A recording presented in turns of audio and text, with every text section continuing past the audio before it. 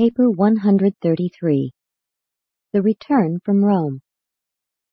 When preparing to leave Rome, Jesus said goodbye to none of his friends. The scribe of Damascus appeared in Rome without announcement and disappeared in like manner.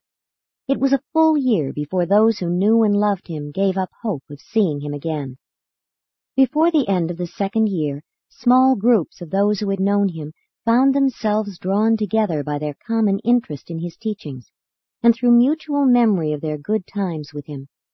And these small groups of Stoics, Cynics, and mystery cultists continued to hold these irregular and informal meetings right up to the time of the appearance in Rome of the first preachers of the Christian religion.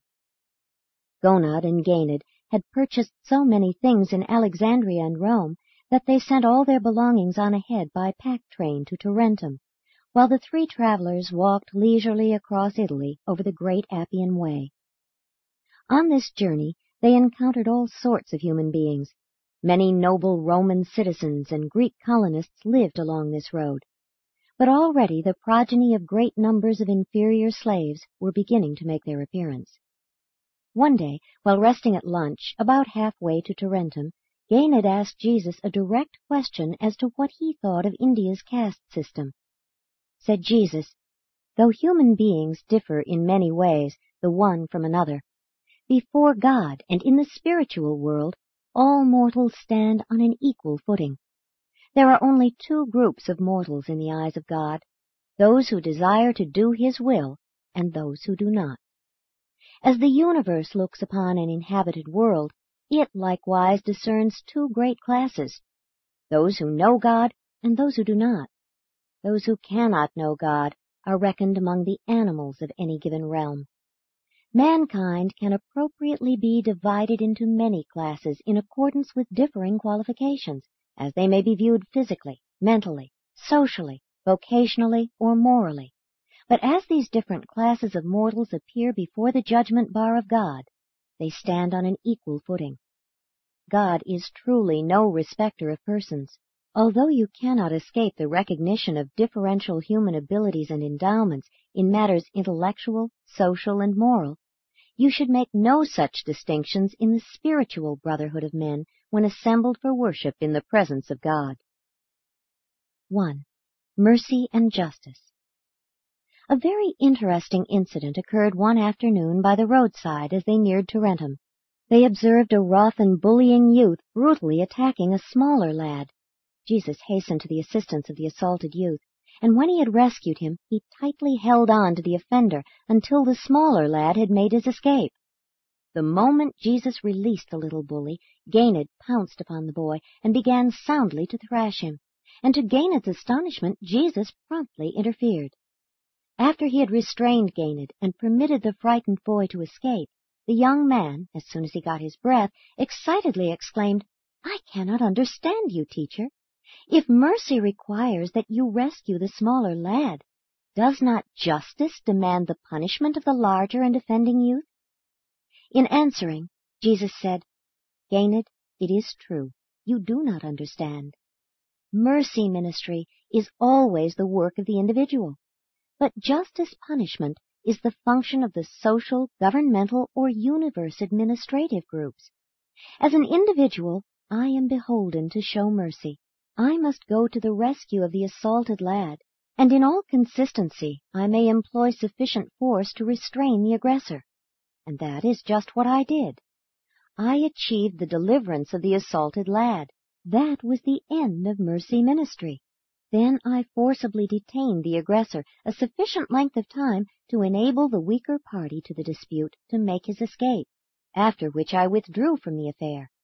I did not proceed to sit in judgment on the aggressor, thus to pass upon his motive, to adjudicate all that entered into his attack upon his fellow, and then undertake to execute the punishment which my mind might dictate as just recompense for his wrongdoing. Ganid, mercy may be lavish, but justice is precise. Cannot you discern that no two persons are likely to agree as to the punishment which would satisfy the demands of justice? One would impose 40 lashes, another 20, while still another would advise solitary confinement as a just punishment. Can you not see that on this world such responsibilities had better rest upon the group, or be administered by chosen representatives of the group? In the universe, judgment is vested in those who fully know the antecedents of all wrongdoing, as well as its motivation. In civilized society and in an organized universe, the administration of justice presupposes the passing of just sentence consequent upon fair judgment, and such prerogatives are vested in the juridical groups of the world and in the all-knowing administrators of the higher universes of all creation. For days they talked about this problem of manifesting mercy and administering justice, and Ganid, at least to some extent, understood why Jesus would not engage in personal combat. But Ganid asked one last question, to which he never received a fully satisfactory answer, and that question was, "But, teacher, if a stronger and ill-tempered creature should attack you and threaten to destroy you, what would you do? Would you make no effort to defend yourself?" Although Jesus could not fully and satisfactorily answer the lad's question, inasmuch as he was not willing to disclose to him that he, Jesus, was living on earth as the exemplification of the Paradise Father's love to an onlooking universe, he did say this much: "Ganid, I can well understand how some of these problems perplex you, and I will endeavor to answer your question. First, in all attacks which might be made upon my person, I would determine whether or not the aggressor was a son of God, my brother in the flesh. And if I thought such a creature did not possess moral judgment and spiritual reason, I would unhesitatingly defend myself to the full capacity of my powers of resistance, regardless of consequences to the attacker. But I would not thus assault a fellow man of sonship status, even in self-defense. That is, I would not punish him in advance and without judgment for his assault upon me. I would, by every possible artifice, seek to prevent and dissuade him from making such an attack, and to mitigate it in case of my failure to abort it. Ganid, I have absolute confidence in my Heavenly Father's overcare. I am consecrated to doing the will of my Father in heaven. I do not believe that real harm can befall me. I do not believe that my life work can really be jeopardized by anything my enemies might wish to visit upon me, and surely we have no violence to fear from our friends. I am absolutely assured that the entire universe is friendly to me. This all-powerful truth I insist on believing with a whole-hearted trust, in spite of all appearances to the contrary.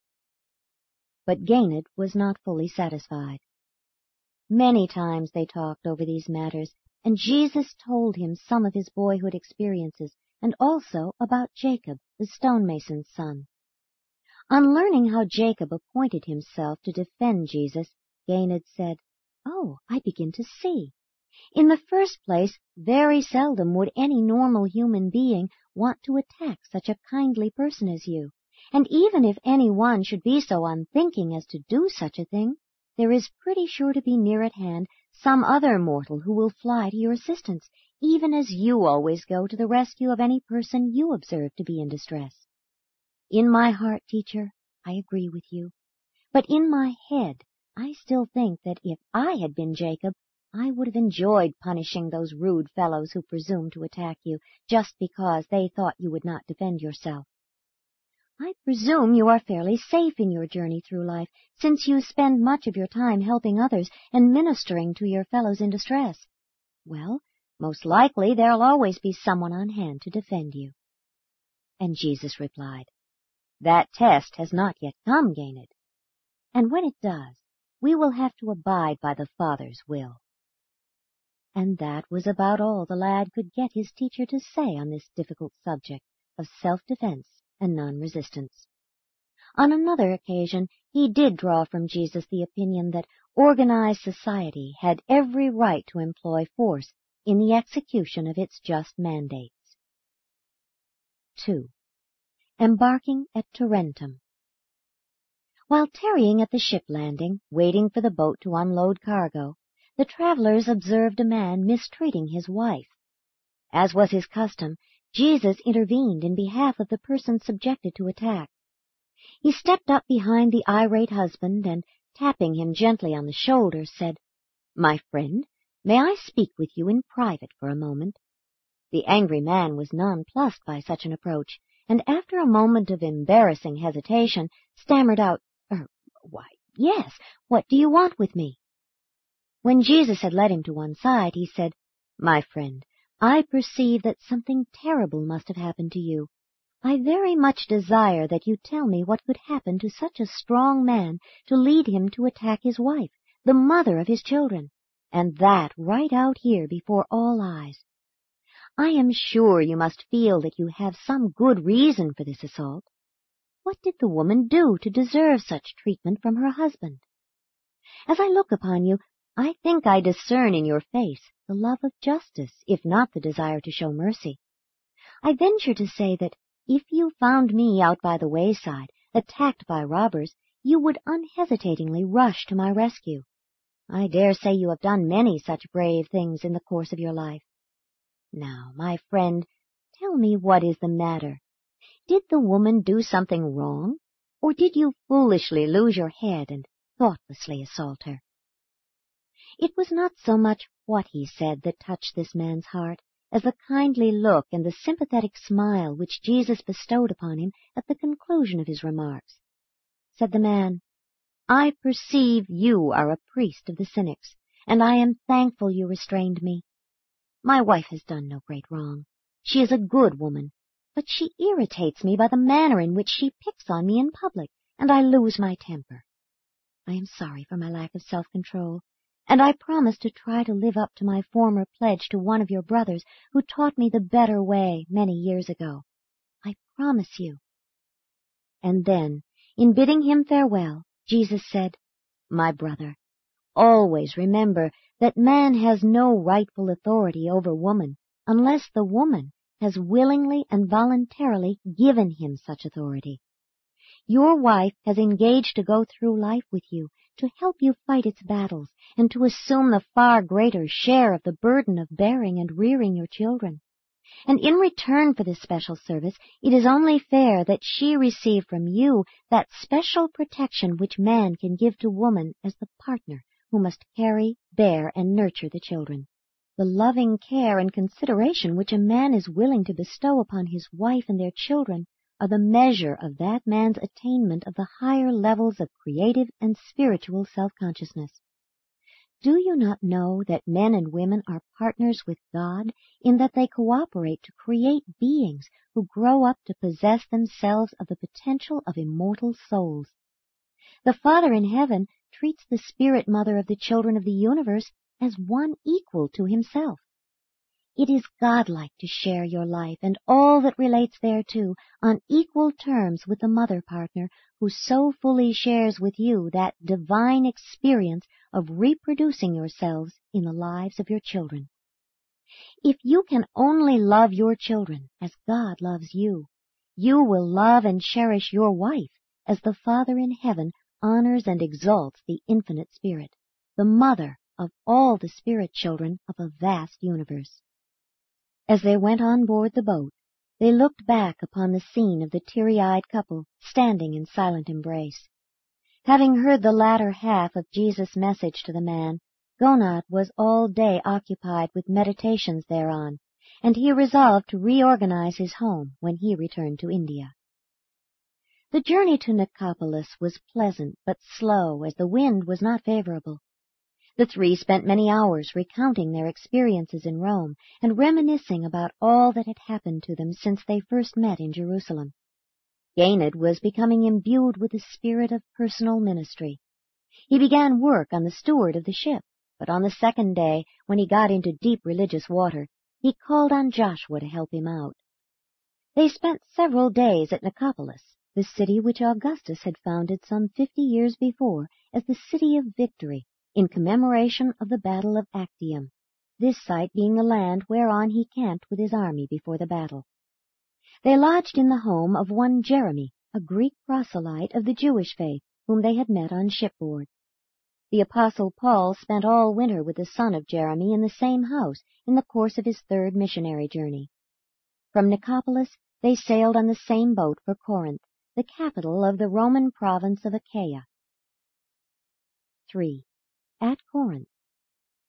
By the time they reached Corinth, Gained was becoming very much interested in the Jewish religion, and so it was not strange that one day as they passed the synagogue and saw the people going in, he requested Jesus to take him to the service. That day they heard a learned rabbi discourse on the destiny of Israel, and after the service they met one Crispus, the chief ruler of this synagogue. Many times they went back to the synagogue services, but chiefly to meet Crispus. Gained grew to be very fond of Crispus, his wife, and their family of 5 children. He much enjoyed observing how a Jew conducted his family life. While Gained studied family life, Jesus was teaching Crispus the better ways of religious living. Jesus held more than 20 sessions with this forward-looking Jew, and it is not surprising years afterward, when Paul was preaching in this very synagogue, and when the Jews had rejected his message and had voted to forbid his further preaching in the synagogue, and when he then went to the Gentiles, that Crispus, with his entire family, embraced the new religion, and that he became one of the chief supports of the Christian church which Paul subsequently organized at Corinth. During the 18 months Paul preached in Corinth, being later joined by Silas and Timothy, he met many others who had been taught by the Jewish tutor of the son of an Indian merchant. At Corinth they met people of every race, hailing from 3 continents. Next to Alexandria and Rome, it was the most cosmopolitan city of the Mediterranean Empire. There was much to attract one's attention in this city, and Gained never grew weary of visiting the citadel, which stood almost 2,000 feet above the sea. He also spent a great deal of his spare time about the synagogue and in the home of Crispus. He was at first shocked, and later on charmed by the status of woman in the Jewish home. It was a revelation to this young Indian. Jesus and Gained were often guests in another Jewish home, that of Justus, a devout merchant who lived alongside the synagogue, and many times subsequently when the Apostle Paul sojourned in this home did he listen to the recounting of these visits with the Indian lad and his Jewish tutor, while both Paul and Justus wondered whatever became of such a wise and brilliant Hebrew teacher. When in Rome, Gained observed that Jesus refused to accompany them to the public baths. Several times afterward, the young man sought to induce Jesus further to express himself in regard to the relations of the sexes. Though he would answer the lad's questions, he never seemed disposed to discuss these subjects at great length. One evening, as they strolled about Corinth, out near where the wall of the citadel ran down to the sea, they were accosted by 2 public women.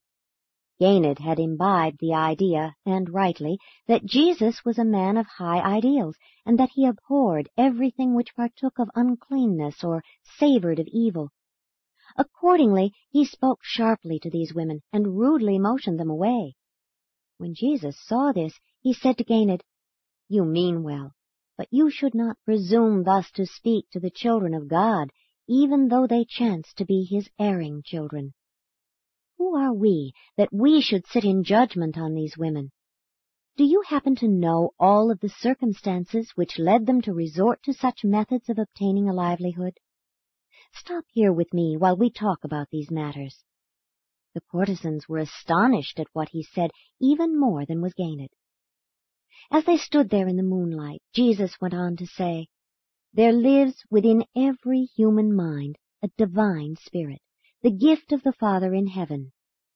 This good spirit ever strives to lead us to God, to help us to find God and to know God. But also, within mortals, there are many natural physical tendencies which the Creator put there to serve the well-being of the individual and the race. Now, oftentimes, men and women become confused in their efforts to understand themselves and to grapple with the manifold difficulties of making a living in a world so largely dominated by selfishness and sin. I perceive, Gained, that neither of these women is willfully wicked. I can tell by their faces that they have experienced much sorrow. They have suffered much at the hands of an apparently cruel fate. They have not intentionally chosen this sort of life. They have, in discouragement bordering on despair, surrendered to the pressure of the hour and accepted this distasteful means of obtaining a livelihood as the best way out of a situation that, to them, appeared hopeless. Gained, some people are really wicked at heart. They deliberately choose to do mean things. But tell me, as you look into these now tear-stained faces, do you see anything bad or wicked? And as Jesus paused for his reply, Gained's voice choked up as he stammered out his answer. No, teacher, I do not, and I apologize for my rudeness to them. I crave their forgiveness. Then said Jesus, and I bespeak for them that they have forgiven you as I speak for my Father in heaven, that he has forgiven them. Now all of you come with me to a friend's house, where we will seek refreshment and plan for the new and better life ahead. Up to this time the amazed women had not uttered a word. They looked at each other and silently followed as the men led the way. Imagine the surprise of Justus' wife when, at this late hour, Jesus appeared with Gained and these two strangers, saying, "You will forgive us for coming at this hour, but Gained and I desire a bite to eat, and we would share it with these our new-found friends, who are also in need of nourishment. And besides all this, we come to you with the thought that you will be interested in counseling with us as to the best way to help these women get a new start in life. They can tell you their story, but I surmise they have had much trouble, and their very presence here in your house testifies how earnestly they crave to know good people, and how willingly they will embrace the opportunity to show all the world, and even the angels of heaven, what brave and noble women they can become." When Martha, Justus' wife, had spread the food on the table, Jesus, taking unexpected leave of them, said, "As it is getting late, and since the young man's father will be awaiting us, we pray to be excused while we leave you here together, 3 women, the beloved children of the Most High. And I will pray for your spiritual guidance while you make plans for a new and better life on earth and eternal life in the great beyond." Thus did Jesus and Gained take leave of the women. So far the 2 courtesans had said nothing. Likewise was Gained speechless. And for a few moments so was Martha, but presently she rose to the occasion and did everything for these strangers that Jesus had hoped for. The elder of these 2 women died a short time thereafter, with bright hopes of eternal survival, and the younger woman worked at Justus' place of business, and later became a lifelong member of the first Christian church in Corinth. Several times in the home of Crispus, Jesus and Gained met one Gaius, who subsequently became a loyal supporter of Paul. During these 2 months in Corinth, they held intimate conversations with scores of worthwhile individuals, and as a result of all these apparently casual contacts, more than half of the individuals so affected became members of the subsequent Christian community. When Paul first went to Corinth, he had not intended to make a prolonged visit, but he did not know how well the Jewish tutor had prepared the way for his labors. And further, he discovered that great interest had already been aroused by Aquila and Priscilla, Aquila being one of the cynics with whom Jesus had come in contact when in Rome. This couple were Jewish refugees from Rome, and they quickly embraced Paul's teachings. He lived with them and worked with them, for they were also tent-makers. It was because of these circumstances that Paul prolonged his stay in Corinth. 4. Personal work in Corinth. Jesus and Gained had many more interesting experiences in Corinth. They had close converse with a great number of persons who greatly profited by the instruction received from Jesus. The miller he taught about grinding up the grains of truth in the mill of living experience, so as to render the difficult things of divine life readily receivable by even the weak and feeble among one's fellow mortals. Said Jesus, "Give the milk of truth to those who are babes in spiritual perception. In your living and loving ministry, serve spiritual food in attractive form and suited to the capacity of receptivity of each of your inquirers. To the Roman centurion he said, "Render unto Caesar the things which are Caesar's, and unto God the things which are God's." The sincere service of God and the loyal service of Caesar do not conflict, unless Caesar should presume to arrogate to himself that homage which alone can be claimed by deity. Loyalty to God, if you should come to know him, would render you all the more loyal and faithful in your devotion to a worthy emperor. To the earnest leader of the Mithraic cult he said, "You do well to seek for a religion of eternal salvation, but you err to go in quest of such a glorious truth among man-made mysteries and human philosophies. Know you not that the mystery of eternal salvation dwells within your own soul? Do you not know that the God of heaven has sent his Spirit to live within you, and that this Spirit will lead all truth-loving and God-serving mortals out of this life and through the portals of death up to the eternal heights of light, where God waits to receive his children? And never forget, you who know God are the sons of God, if you truly yearn to be like him." To the Epicurean teacher he said, "You do well to choose the best and esteem the good. But are you wise when you fail to discern the greater things of mortal life which are embodied in the spirit realms derived from the realization of the presence of God in the human heart? The great thing in all human experience is the realization of knowing the God whose Spirit lives within you and seeks to lead you forth on that long and almost endless journey of attaining the personal presence of our common Father, the God of all creation, the Lord of universes.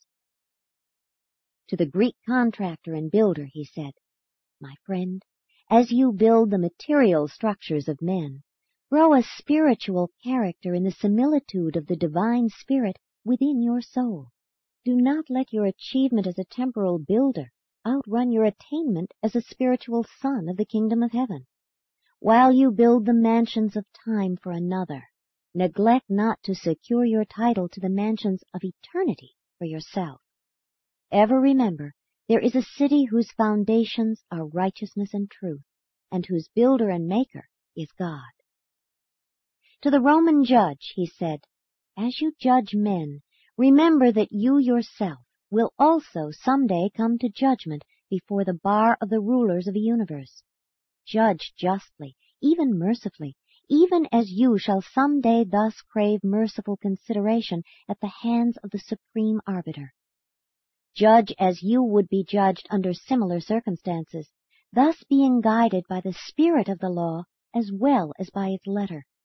And even as you accord justice dominated by fairness in the light of the need of those who are brought before you, so shall you have the right to expect justice tempered by mercy, when you sometimes stand before the judge of all the earth." To the mistress of the Greek inn he said, "Minister your hospitality as one who entertains the children of the Most High. Elevate the drudgery of your daily toil to the high levels of a fine art through the increasing realization that you minister to God in the persons whom he indwells by his Spirit, which has descended to live within the hearts of men, thereby seeking to transform their minds and lead their souls to the knowledge of the Paradise Father of all these bestowed gifts of the Divine Spirit." Jesus had many visits with a Chinese merchant. In saying goodbye, he admonished him, "Worship only God, who is your true spirit ancestor.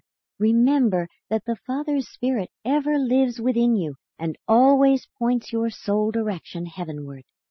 If you follow the unconscious leadings of this immortal Spirit, you are certain to continue on in the uplifted way of finding God. And when you do attain the Father in heaven, it will be because by seeking him you have become more and more like him.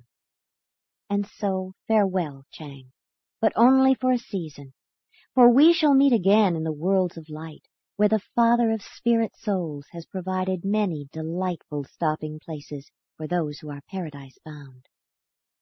To the traveler from Britain he said, My brother, I perceive you are seeking for truth, and I suggest that the Spirit of the Father of all truth may chance to dwell within you. Did you ever sincerely endeavor to talk with the spirit of your own soul? Such a thing is indeed difficult, and seldom yields consciousness of success. But every honest attempt of the material mind to communicate with its indwelling spirit meets with certain success, notwithstanding that the majority of all such magnificent human experiences must long remain as superconscious registrations in the souls of such God-knowing mortals. To the runaway lad, Jesus said, "Remember, there are two things you cannot run away from, God and yourself. Wherever you may go, you take with you yourself and the Spirit of the Heavenly Father, which lives within your heart. My son, stop trying to deceive yourself. Settle down to the courageous practice of facing the facts of life. Lay firm hold on the assurances of sonship with God and the certainty of eternal life, as I have instructed you. From this day on, purpose to be a real man, a man determined to face life bravely and intelligently." To the condemned criminal, he said at the last hour, "My brother, you have fallen on evil times. You lost your way. You became entangled in the meshes of crime. From talking to you, I well know you did not plan to do the thing which is about to cost you your temporal life, but you did do this evil, and your fellows have adjudged you guilty. They have determined that you shall die. You or I may not deny the state this right of self-defense in the manner of its own choosing. There seems to be no way of humanly escaping the penalty of your wrongdoing. Your fellows must judge you by what you did. But there is a judge to whom you may appeal for forgiveness, and who will judge you by your real motives and better intentions. You need not fear to meet the judgment of God if your repentance is genuine and your faith sincere. The fact that your error carries with it the death penalty imposed by man does not prejudice the chance of your soul to obtain justice and enjoy mercy before the heavenly courts. Jesus enjoyed many intimate talks with a large number of hungry souls, too many to find a place in this record. The three travelers enjoyed their sojourn in Corinth. Excepting Athens, which was more renowned as an educational center, Corinth was the most important city in Greece during these Roman times, and their 2-month stay in this thriving commercial center afforded opportunity for all three of them to gain much valuable experience. Their sojourn in this city was one of the most interesting of all their stops on the way back from Rome. Gonod had many interests in Corinth, but finally his business was finished, and they prepared to sail for Athens. They traveled on a small boat which could be carried overland on a land track from one of Corinth's harbors to the other, a distance of 10 miles. 5. At Athens, Discourse on Science. They shortly arrived at the olden center of Greek science and learning, and Gonod was thrilled with the thought of being in Athens, of being in Greece, the cultural center of the one-time Alexandrian Empire, which had extended its borders even to his own land of India. There was little business to transact, so Gonod spent most of his time with Jesus and Gonod, visiting the many points of interest and listening to the interesting discussions of the lad and his versatile teacher. A great university still thrived in Athens, and the trio made frequent visits to its halls of learning. Jesus and Gonod had thoroughly discussed the teachings of Plato when they attended the lectures in the museum at Alexandria. They all enjoyed the art of Greece, examples of which were still to be found here and there about the city. Both the father and the son greatly enjoyed the discussion on science which Jesus had at their inn one evening with a Greek philosopher. After this pedant had talked for almost 3 hours, and when he had finished his discourse, Jesus, in terms of modern thought, said, "Scientists may someday measure the energy or force manifestations of gravitation, light, and electricity, but these same scientists can never scientifically tell you what these universe phenomena are. Science deals with physical energy activities. Religion deals with eternal values. True philosophy grows out of the wisdom which does its best to correlate these quantitative and qualitative observations. There always exists the danger that the purely physical scientist may become afflicted with mathematical pride and statistical egotism, not to mention spiritual blindness. Logic is valid in the material world, and mathematics is reliable when limited in its application to physical things. But neither is to be regarded as wholly dependable or infallible when applied to life problems. Life embraces phenomena which are not wholly material. Arithmetic says that if one man could shear a sheep in 10 minutes, 10 men could shear it in 1 minute. That is sound mathematics, but it is not true, for the 10 men could not so do it.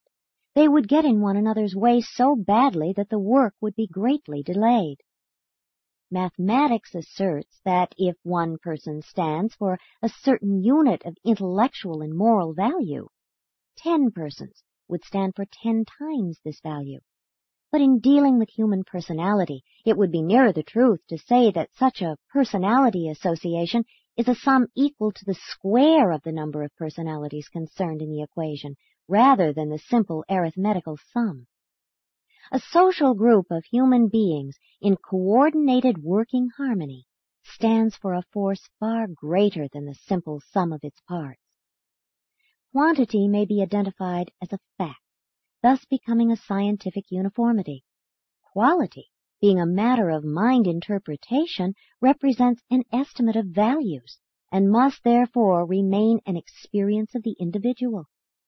When both science and religion become less dogmatic and more tolerant of criticism, philosophy will then begin to achieve unity in the intelligent comprehension of the universe.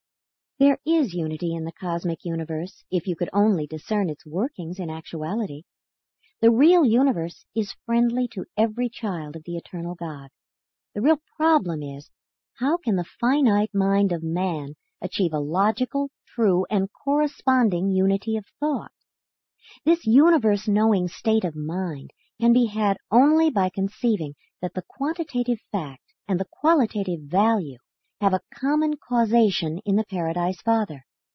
Such a conception of reality yields a broader insight into the purposeful unity of universe phenomena. It even reveals a spiritual goal of progressive personality achievement. And this is a concept of unity which can sense the unchanging background of a living universe of continually changing impersonal relations and evolving personal relationships. Matter and spirit and the state intervening between them are 3 interrelated and interassociated levels of the true unity of the real universe. Regardless of how divergent the universe phenomena of fact and value may appear to be, they are, after all, unified in the Supreme. Reality of material existence attaches to unrecognized energy as well as to visible matter. When the energies of the universe are so slowed down that they acquire the requisite degree of motion, then under favorable conditions, these same energies become mass. And forget not, the mind, which can alone perceive the presence of apparent realities, is itself also real. And the fundamental cause of this universe of energy, mass, mind, and spirit is eternal. It exists and consists in the nature and reactions of the Universal Father and His absolute coordinates. They were all more than astounded at the words of Jesus, and when the Greek took leave of them, he said, "At last my eyes have beheld a Jew who thinks something besides racial superiority and talks something besides religion." And they retired for the night.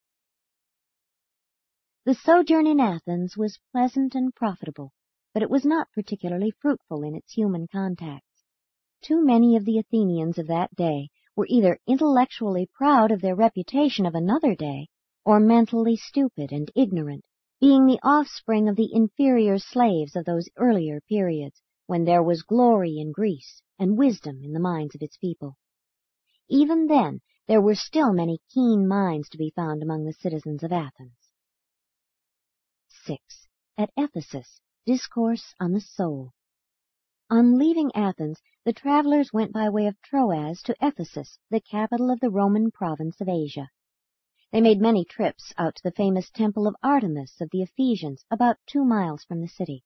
Artemis was the most famous goddess of all Asia Minor, and a perpetuation of the still earlier mother goddess of ancient Anatolian times. The crude idol exhibited in the enormous temple dedicated to her worship was reputed to have fallen from heaven. Not all of Gained's early training to respect images as symbols of divinity had been eradicated, and he thought it best to purchase a little silver shrine in honor of this fertility goddess of Asia Minor. That night they talked at great length about the worship of things made with human hands. On the 3rd day of their stay, they walked down by the river to observe the dredging of the harbor's mouth. At noon, they talked with a young Phoenician who was homesick and much discouraged. But most of all, he was envious of a certain young man who had received promotion over his head. Jesus spoke comforting words to him and quoted the olden Hebrew proverb, "A man's gift makes room for him and brings him before great men." Of all the large cities they visited on this tour of the Mediterranean, they here accomplished the least of value to the subsequent work of the Christian missionaries. Christianity secured its start in Ephesus largely through the efforts of Paul, who resided here more than 2 years, making tents for a living and conducting lectures on religion and philosophy each night in the main audience chamber of the school of Tyrannus. There was a progressive thinker connected with this local school of philosophy, and Jesus had several profitable sessions with him. In the course of these talks, Jesus had repeatedly used the word soul. This learned Greek finally asked him what he meant by soul, and he replied, "The soul is the self-reflective, truth-discerning, and spirit-perceiving part of man, which forever elevates the human being above the level of the animal world. Self-consciousness in and of itself is not the soul. Moral self-consciousness is true human self-realization and constitutes the foundation of the human soul, and the soul is that part of man which represents the potential survival value of human experience. Moral choice and spiritual attainment, the ability to know God, and the urge to be like Him are the characteristics of the soul. The soul of man cannot exist apart from moral thinking and spiritual activity. A stagnant soul is a dying soul. But the soul of man is distinct from the divine spirit which dwells within the mind. The divine spirit arrives simultaneously with the first moral activity of the human mind, and that is the occasion of the birth of the soul. The saving or losing of a soul has to do with whether or not the moral consciousness attains survival status through eternal alliance with its associated immortal spirit endowment. Salvation is the spiritualization of the self-realization of the moral consciousness, which thereby becomes possessed of survival value. All forms of soul conflict consist in the lack of harmony between the moral or spiritual self-consciousness and the purely intellectual self-consciousness. The human soul, when matured, ennobled, and spiritualized, approaches the heavenly status, in that it comes near to being an entity intervening between the material and the spiritual, the material self and the divine spirit.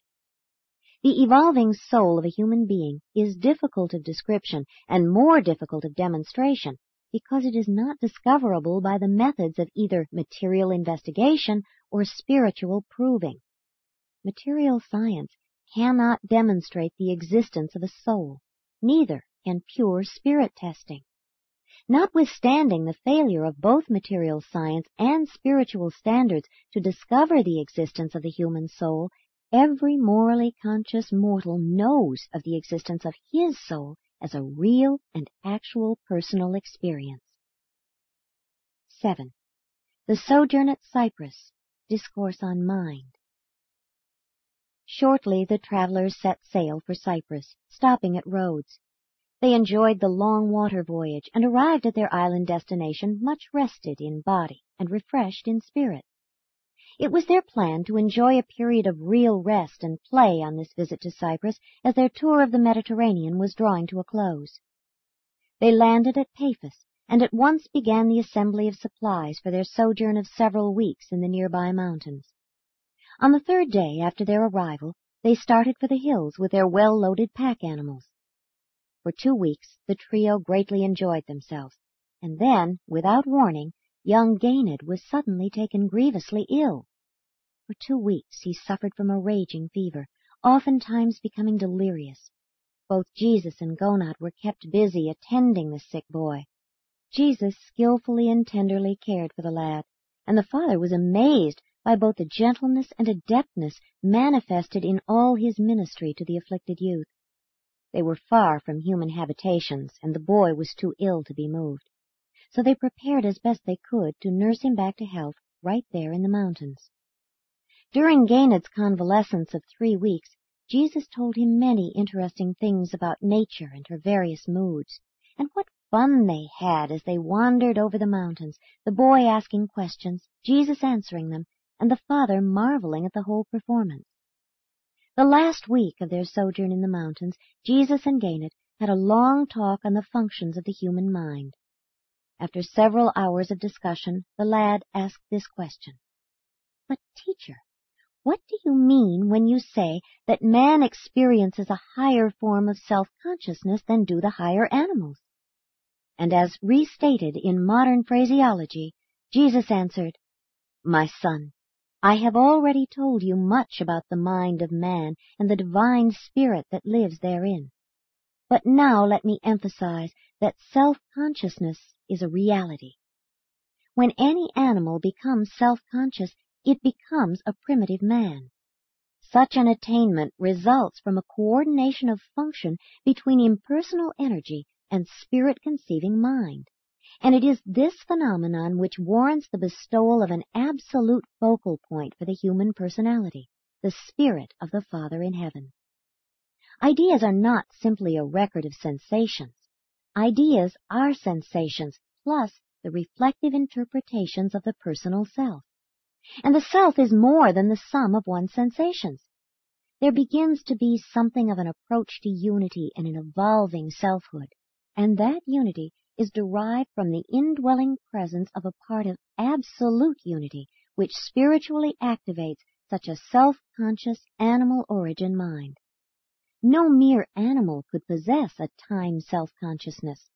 Animals possess a physiological coordination of associated sensation recognition and memory thereof, but none experience a meaningful recognition of sensation or exhibit a purposeful association of these combined physical experiences, such as is manifested in the conclusions of intelligent and reflective human interpretations. And this fact of self-conscious existence, associated with the reality of his subsequent spiritual experience, constitutes man a potential son of the universe, and foreshadows his eventual attainment of the supreme unity of the universe. Neither is the human self merely the sum of the successive states of consciousness. Without the effective functioning of a consciousness sorter and associator, there would not exist sufficient unity to warrant the designation of a selfhood. Such an ununified mind could hardly attain conscious levels of human status. If the associations of consciousness were just an accident, the minds of all men would then exhibit the uncontrolled and random associations of certain phases of mental madness. A human mind, built up solely out of the consciousness of physical sensations, could never attain spiritual levels. This kind of material mind would be utterly lacking in a sense of moral values, and would be without a guiding sense of spiritual dominance, which is so essential to achieving harmonious personality unity in time, and which is inseparable from personality survival in eternity. The human mind early begins to manifest qualities which are supermaterial. The truly reflective human intellect is not altogether bound by the limits of time. That individuals so differ in their life performances indicates not only the varying endowments of heredity and the different influences of the environment, but also the degree of unification with the indwelling spirit of the Father, which has been achieved by the self. the measure of the identification of the one with the other. The human mind does not well stand the conflict of double allegiance. It is a severe strain on the soul to undergo the experience of an effort to serve both good and evil. The supremely happy and efficiently unified mind is the one wholly dedicated to the doing of the will of the Father in heaven. Unresolved conflicts destroy unity and may terminate in mind disruption. But the survival character of a soul is not fostered by attempting to secure peace of mind at any price, by the surrender of noble aspirations, and by the compromise of spiritual ideals. Rather is such peace attained by the stalwart assertion of the triumph of that which is true, and this victory is achieved in the overcoming of evil with the potent force of good. The next day they departed for Salamis, where they embarked for Antioch on the Syrian coast. 8. At Antioch. Antioch was the capital of the Roman province of Syria, and here the imperial governor had his residence. Antioch had 500,000 inhabitants. It was the third city of the empire in size, and the first in wickedness and flagrant immorality. Gonad had considerable business to transact, so Jesus and Ganid were much by themselves. They visited everything about this polyglot city except the Grove of Daphne. Gonad and Ganid visited this notorious shrine of shame, but Jesus declined to accompany them. Such scenes were not so shocking to Indians, but they were repellent to an idealistic Hebrew. Jesus became sober and reflective as he drew nearer Palestine and the end of their journey. He visited with few people in Antioch. He seldom went about in the city. After much questioning as to why his teacher manifested so little interest in Antioch, Ganid finally induced Jesus to say, "This city is not far from Palestine. Maybe I shall come back here sometime." Ganid had a very interesting experience in Antioch. This young man had proved himself an apt pupil, and already had begun to make practical use of some of Jesus' teachings. There was a certain Indian connected with his father's business in Antioch who had become so unpleasant and disgruntled that his dismissal had been considered. When Ganid heard this, he betook himself to his father's place of business and held a long conference with his fellow countrymen. This man felt he had been put at the wrong job. Ganid told him about the Father in heaven, and in many ways expanded his views of religion. But of all that Ganid said, the quotation of a Hebrew proverb did the most good, and that word of wisdom was, "Whatsoever your hand finds to do, do that with all your might." After preparing their luggage for the camel caravan, they passed on down to Sidon, and thence over to Damascus, and after 3 days they made ready for the long trek across the desert sands. 9. In Mesopotamia. The caravan trip across the desert was not a new experience for these much-traveled men. After Ganid had watched his teacher help with the loading of their 20 camels and observed him volunteer to drive their own animal, he exclaimed, "Teacher, is there anything that you cannot do?" Jesus only smiled, saying, "The teacher surely is not without honor in the eyes of a diligent pupil." And so they set forth for the ancient city of Ur. Jesus was much interested in the early history of Ur, the birthplace of Abraham, and he was equally fascinated with the ruins and traditions of Susa, so much so that Gonad and Ganid extended their stay in these parts 3 weeks in order to afford Jesus more time to conduct his investigations, and also to provide the better opportunity to persuade him to go back to India with them.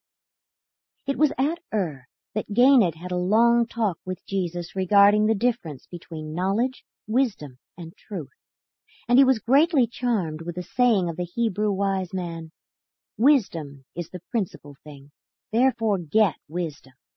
With all your quest for knowledge, get understanding. Exalt wisdom, and she will promote you. She will bring you to honor, if you will but embrace her." At last the day came for the separation.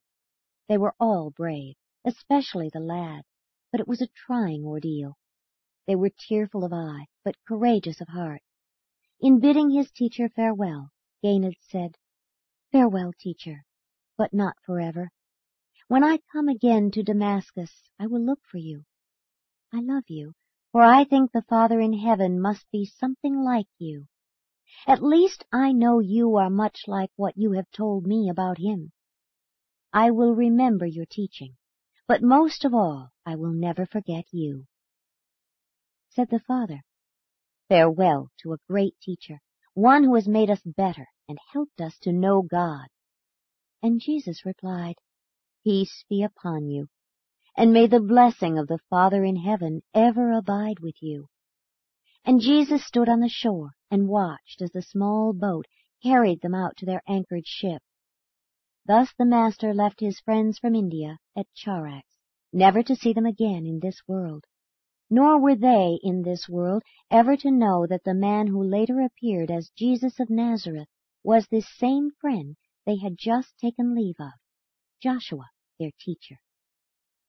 In India, Ganid grew up to become an influential man, a worthy successor of his eminent father, and he spread abroad many of the noble truths which he had learned from Jesus, his beloved teacher. Later on in life, when Ganid heard of the strange teacher in Palestine who terminated his career on a cross, though he recognized the similarity between the gospel of this Son of Man and the teachings of his Jewish tutor, it never occurred to him that these two were actually the same person. Thus ended that chapter in the life of the Son of Man, which might be termed the mission of Joshua the teacher.